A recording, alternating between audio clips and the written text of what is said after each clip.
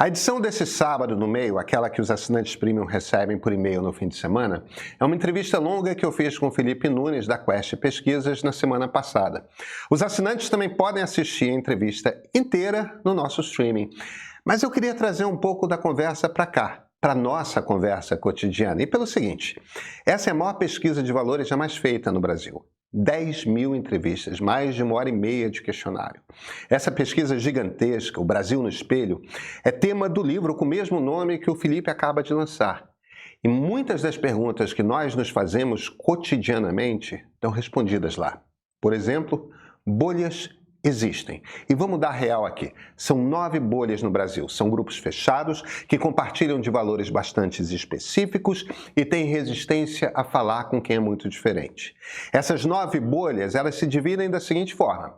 3 estão fechadas com Lula, no total representam 41% do eleitorado. 4 estão fechadas com a direita, representam 49% do eleitorado. E tem 2 que podem ir para um lado ou para o outro, 10%.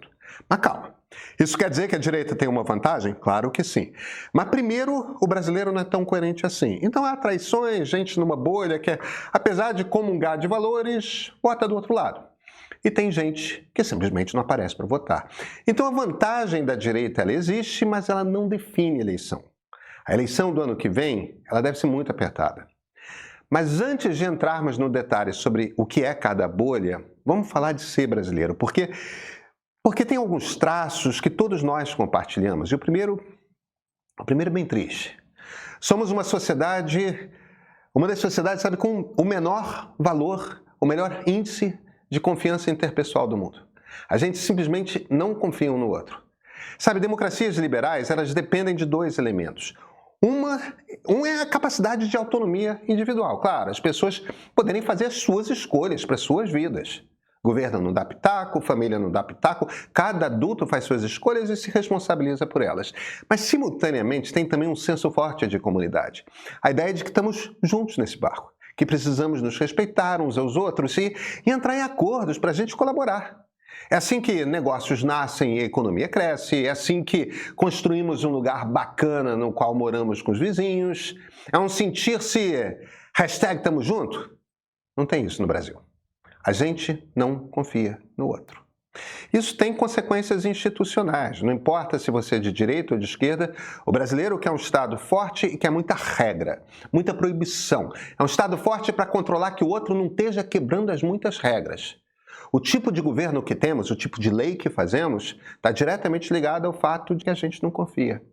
Aí tem outro elemento interessante. O brasileiro entende muito pouco de Brasil, entende muito pouco de economia, mas não percebe isso. Ele acha que entende muito. A turma da Quest perguntou sobre PIB, sobre segurança, sobre inflação. Quem respondeu, errou quase tudo, mas errou tendo a certeza de que estava certo. O que isso quer dizer? Que põe 2 sujeitos num debate, um do lado do outro, e olha, nenhum nem outro vai ceder, os 2 vão ter certeza de que estão certos e ambos têm muito pouca informação real. O Felipe chama isso de a ilusão do conhecimento. Agora, sabe o que é interessante? Mulheres e homens são bem diferentes. Não é que as mulheres tenham mais informação, elas não têm, mas elas reconhecem quando não sabem. Nós homens, nenhuma surpresa, né? Mulheres são também a força que empurra por transformações na sociedade. Se há mudanças no Brasil, é por causa delas. A maioria dos homens, conservadores. E sim, isso vale para a esquerda também, tá? A direita brasileira é bem homogênea, 70% dela é conservadora, mas a esquerda, metade da esquerda é conservadora a respeito de gênero, põe a família como um núcleo moral, defende a autoridade do pai, tem uma visão de mundo em que a providência de Deus tem um papel imenso. São pessoas que votam no Lula sem piscar, mas não compram um discurso de diversidade. Progressistas, a turma identitária, eles são 11% dos brasileiros. É uma minoria. Talvez muitos de vocês já saibam disso, mas vamos dar real para quem não sabe. O lulismo é conservador nos costumes. Vamos falar das bolhas brasileiras? Então vem comigo, eu sou Pedro Doria, editor do Meio. A entrevista na íntegra com o Felipe sobre os números dessa pesquisa virou um Conversas com o Meio, disponível no nosso streaming, já, para assistir agora. Para isso, basta você se tornar assinante Premium por apenas R$15 e destravar todo o nosso catálogo de conteúdos exclusivos em vídeo, texto, áudio. vale muito a pena. É a melhor forma de apoiar o jornalismo independente e conferir em primeira mão as nossas estreias. E tem mais novidades chegando, tá? Nessa quinta-feira vamos lançar o documentário Fernanda Montenegro, Luz e Mistério, com a própria Fernanda revisitando memórias da sua infância, refletindo sobre o tempo e sobre sua arte. Uma obra-prima, imperdível. E esse é o ponto de partida.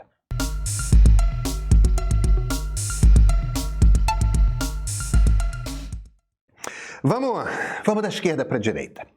Os três conjuntos de brasileiros que votam em Lula majoritariamente são: primeiro, os militantes de esquerda representam 7% do eleitorado.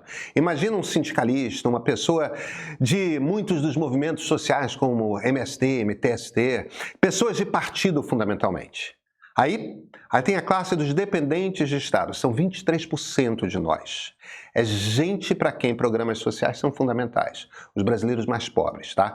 Os serviços públicos para eles, o Bolsa Família, um jovem aprendiz, tudo faz diferença gigante no mês. Cada dia uma batalha, é sair de casa e matar um leão para trazer comida. Eleitores fidelíssimos de Lula. E sim, conservadores, como muitos dos militantes. Aí os progressistas, 11%, a gente já falou deles. Alto nível educacional, em geral renda mais alta, muitos fazem parte da elite econômica, embora tenham profunda dificuldade de reconhecê-lo. Esses não têm nada de conservadores, muito pelo contrário. No total, 41% do eleitorado brasileiro vão de Lula. Agora, a direita. Conservadores cristãos, 27% do eleitorado, o maior grupo. Não são todos evangélicos, há católicos no grupo, mas é uma gente conservadora que se aproxima muito de considerar que as leis da nação deveriam se aproximar de valores religiosos. Aí tem o agro, 13%. Não são só os grandes fazendeiros, mas é esse mundo do interior de São Paulo, Paraná, Santa Catarina, um pouquinho ali de Rio Grande do Sul, Centro-Oeste, que orbita o agronegócio, a cultura do sertanejo. Aí tem os empresários, 6%, o nome explica. Não entram na conta só os grandes, não, mas também médios e pequenos. É gente que emprega, que gera PIB, que produz e que acha que o Estado atrapalha mais do que ajuda na economia. E por fim tem a extrema-direita, 3%. É a menor de todas as bolhas. Esse é o pessoal que realmente preferia um regime autoritário. Não é muito grande, é a menor, mas não custa lembrar, são 6 milhões de pessoas. Total da direita, 49% do eleitorado. E os outros 10%? As duas bolhas que estão em disputa são muito diferentes, com exceção do tamanho. Cada uma representa 5% do eleitorado. Um grupo é o dos empreendedores individuais. São homens, são jovens, tiveram uma educação melhor. Seus pais eram pobres, muitos tiveram educação superior e são frustradíssimos, porque estudaram, em faculdades públicas novas ou nas muitas particulares onde tiveram uma educação muito ruim. Fizeram faculdade, saíram com canudo, mas não são uma mão de obra realmente qualificada. Então dirigem Uber. Isso dá uma frustração. A crença de que a educação faz você crescer foi rompida. É como se o país não permitisse que eles cresçam.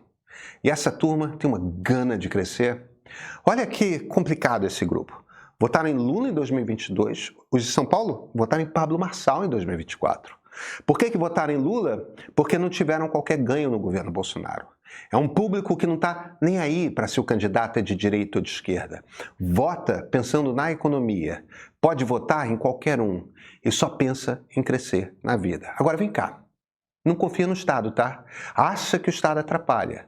Lula se deu muito mal com esse público quando tentou regular quem trabalha por aplicativo. Não querem que se metam na vida deles. A popularidade de Lula não passa de 50%, principalmente por causa desses caras, e sim, são principalmente homens. Mas dá para reconquistá-los. Tem de ver se o PT vai ser capaz de criar um discurso para eles. Se criar, eles vão prestar atenção. E aí, por fim, os liberais sociais. Classe média tradicional, urbanos, ávidos leitores, liberais na economia, progressistas nos costumes e defensores de um estado de bem-estar social. Acham o PT, Lula e a esquerda em geral um desastre na economia, tomaram horror da política externa desse governo Lula, querem votar na direita. Querem não precisar votar na esquerda. Mas esse grupo tem um detalhe. De todas as 9 bolhas, é a única que põe a democracia como valor máximo. Se a direita vier com alguém com muita cara de bolsonarista, não leva o voto desse pessoal. Os dois, empreendedores individuais e liberais sociais, votaram em Lula em 2022, preferiam não, mas votaram por razões distintas. Um pela economia, o outro pela democracia. São, na leitura do Felipe Nunes, os dois grupos que vão definir o próximo presidente da República. Quando Tarcísio fala que o Brasil precisa trocar o CEO, os liberais e os empreendedores gostam. Quando Tarcísio defende anistia, os liberais sociais tomam asco. Quando Lula trata Putin de um jeito e Netanyahu do outro, os liberais sociais não gostam. Mas pé de meia pega bem. A eleição já começou, pessoal. Há mais coisas entre o céu e a terra do que sonha a nossa vã filosofia. Tem um mistério que vem do arcaico. O cara sai de casa, toma uma condução, ou vem a pé, se trabalha, senta num buraco ou fica em pé, espera começar. Começa! Você pode amar ou detestar e dizer, meu Deus, para que eu saí de casa para isso aí? Vamos embora. Vamos embora. Vamos embora. Ou então, você nunca mais esquece aquilo. Você vai ficando e vai se integrando com aquilo, vai concordando com aquilo. Você chora, você ri até cair, fazer xixi, entendeu? Porque está ali. Onde tem isso? É porque você encontrou um outro ser humano que vai, não sei por que meios, se comunicar com você em algo que talvez você deteste ou ame, ou marque você para sempre. Isso é o teatro.